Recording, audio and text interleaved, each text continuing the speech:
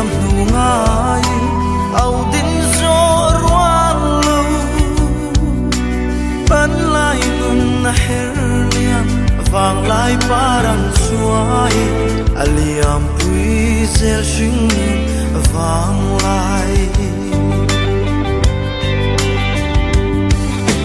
kan vang lai sap mel moi voin hayang tari hunin na liam pui len ruan lung du ngai le nun hui liam nu ngai on le ni reng ong to lo ko ki le the om lo nun hui liam nu il ni re kanei lo kum sang ral ma se ko ki le the chang se nun hui liam nu ton le kan nuam kan vang lai chat lai ni te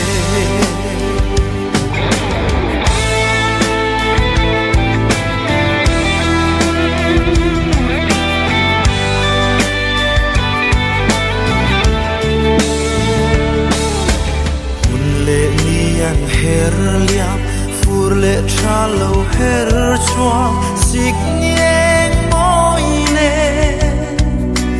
kan chuat nang hun le tlang thing tin paran hun moi hun bi her chua zel tu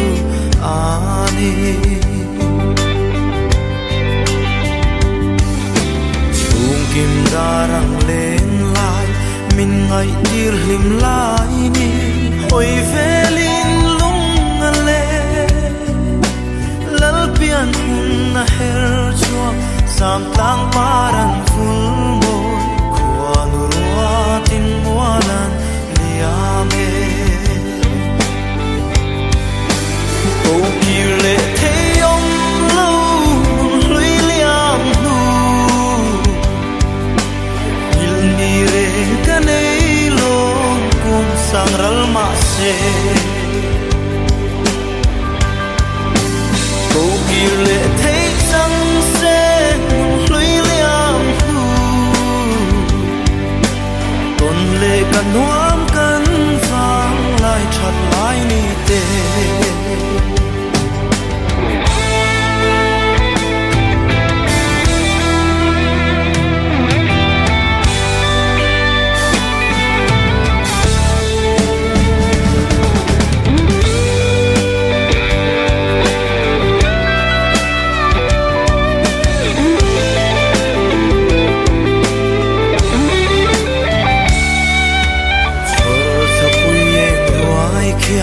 kan vang qua chun eng moi min ngai tir kan hlin lai len rua lung du te ne per khuang zai tin rem min chur tha eng noya sai vorin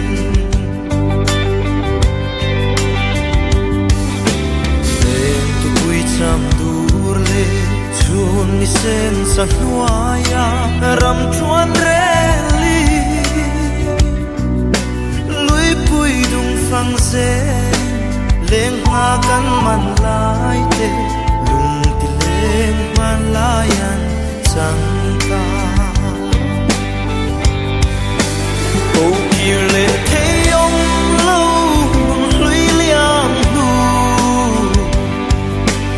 il ni re kanei lo kum sang ral ma se ko ki le thấy chang se hlui liam nu ton le kan nuam